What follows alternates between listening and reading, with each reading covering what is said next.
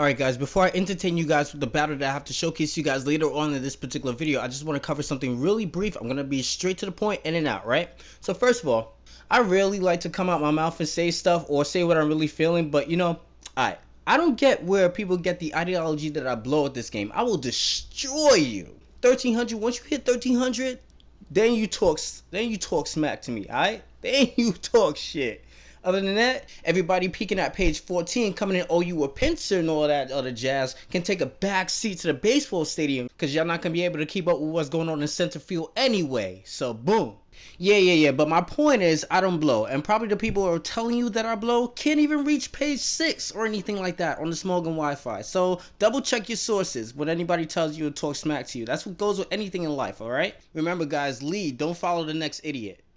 Anyway, with all that aside, let's just jump right into the entertainment. This is the OU battle that I have recently on the Wi-Fi finder. Actually, it's tough finding good battles to post nowadays. It's like I have a ton of battles lately, but I can't like post any of them. It's like 5-0, 4-0, things like that, and or just stupid stuff happens. So I just it's tough again trying to entertain you all. So what my opponent's gonna start things off with doing is I believe that he goes straight for the high jump kick. It looks like a 3-hit KO from that range, and then he's gonna go ahead and U-turn. And after I set up the rocks, I'm just gonna vault switch, so now I get switch priority onto whatever he decides to switch in. I had a hunch, I was actually about to switch out into Rotom, but then I had a hunch that he was actually gonna use U-turn instead of following up with the secondary high jump kick. So in comes the Politoed, right? I know Menace won't be able to one-shot it, so in comes the Blissey, so I thought he might probably want to switch out anyway. Odd chance that even if he did decide to stay in with the Menace, I know he wasn't going to go for a Fire Blast. It doesn't make any kind of sense, none whatsoever. So instead of U-turning, I'm going to go straight for the superpower because a lot of players tend to go for the U-turn. So people expect to stay in with the Blissey and then like set up something like maybe SR and then maybe come back later in softboard or something like that, or maybe set up the wrist or protect or whatever you have you.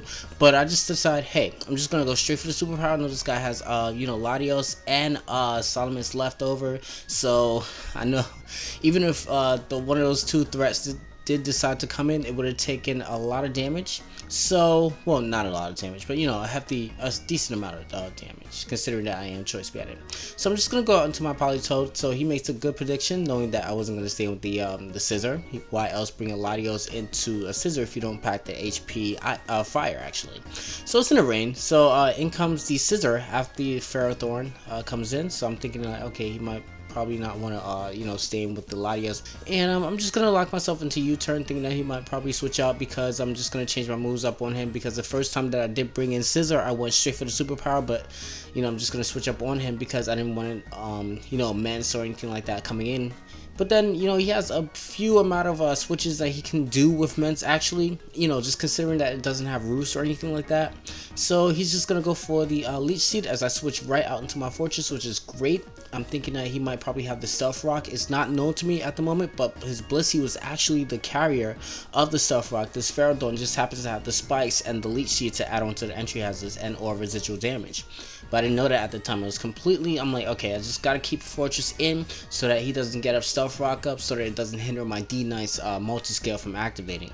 So in comes the Minshao, right? I'm just gonna I believe I Volt Switch this turn. Yeah, I thought he was going to switch out into something, so I just Volt Switch as opposed to U-turning and actually not getting a chance to Rapid Spin his entry hazards later on.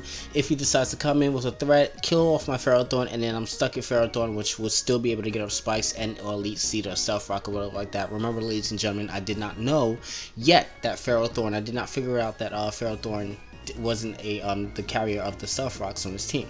So I'm just gonna go straight for the straightforward attack, considering that my Rotom is scarfed. The Hydro Pump, even in the range, since it's resisted, will still do a hefty amount of damage. I've seen this scenario time and time again on PO where it does like about a good maybe 35 to 40% damage to a Ferrothorn underneath the ring. So yeah, I'm just gonna go straight back out into Fortress, rinse and repeat again. And I think I'm just going to maybe Rapid Spin. I completely forgot all about the Protect, so I do want to save my Fortress for later on, if not use it for Death Fodder or something like that. It'll be more useful as Death Fodder as opposed to just staying in and using it as sacrificial material now, as opposed to maybe he might switch out into something like that, maybe maybe like Latios, and I might use Ferrothorn to try to see what he might like himself into, things like that. So it's much more beneficial for users to save weak Pokemon for later on. if they want to use it as death fodder to you know, scout to see how your opponent may play out a move or something like that. It might actually you know, contribute towards your victory.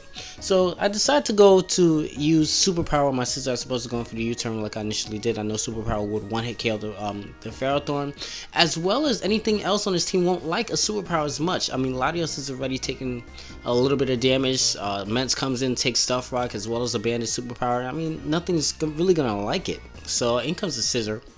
I know superpower won't one-shot it, but it was actually a great switch, and like, this is what I was talking about before with the fortress. See what he locks himself into. Bullet punch, considering that he might be choice bandit. That was actually a risky switch because you know, he probably could have, you know, went for the swords dance right then and there. So luckily I did have my rotom as opposed to, you know, just going out into something else, predicting, you know, just wild guessing or predicting, and maybe my rotom would have probably taken the superpower itself and won't be here to, you know, be in the action of the battle. So I'm just gonna Volt Switch out. I'm just gonna go to my scissor and then claw my scissor back because I remember that this guy still has the Ferrothorn. I'm just gonna go into Politoed. And I was actually thinking that he was going to go out into Ferrothorn. I could have used the Politoed's Hydro Pump to inflict a little bit more damage onto the Ferrothorn so that when Dragonite comes in, my Dragonite's Earthquake would sure shot kill the Ferrothorn off. So in comes the Mence, right? I'm just going to Volt Switch out. Considering that I am Scarf, he wants to save his Mence shot for later on. Respectable. So Mence dies, but unfortunately he gets switch priority onto whatever I decide to bring in. Scissor, unfortunately, but you know, nothing else except for Ferrothorn could take a bullet punch. So I'm thinking that he might probably try to bait me into going for the bullet punch. So I stay in, knowing full well that he's probably gonna full. No, actually I didn't know that he was going to fake out. I thought that he was gonna do. You know, I just decided to stay in anyway because I knew that I could come in later on with the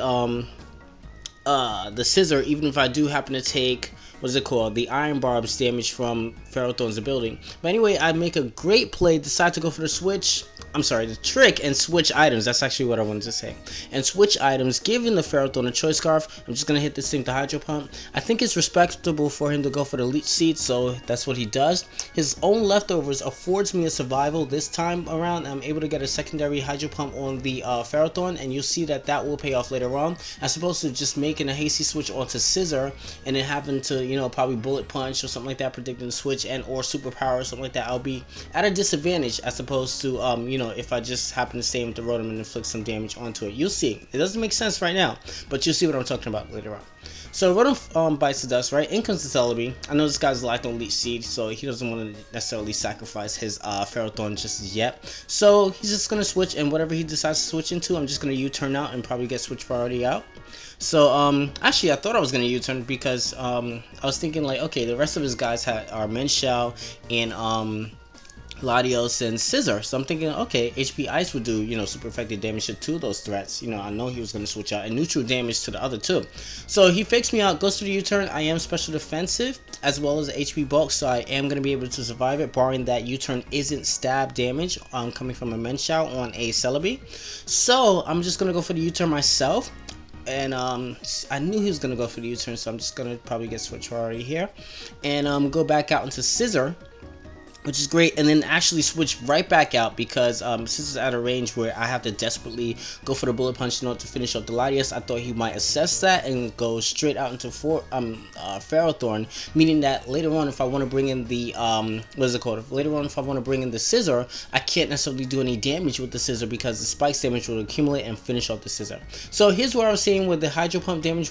Definitely did pay off. A +1 Earthquake coming from the D-Knight would not kill a Ferrothorn otherwise, so I'm able to finish off the Ferrothorn, and it looks like a clean sweep here. In comes the Scissor, and because I'm faster, my extreme speed is going to be able to finish it at +1, so down goes the Scissor. In comes the Menshao. After that, I believe Menshao is actually going to go for the fake out as well as maybe the HP Ice or something like that. I make a mistake not going for the extreme speed right off the bat, making fake out completely useless and keeping my my multi-scale just in case that Latios just happened to be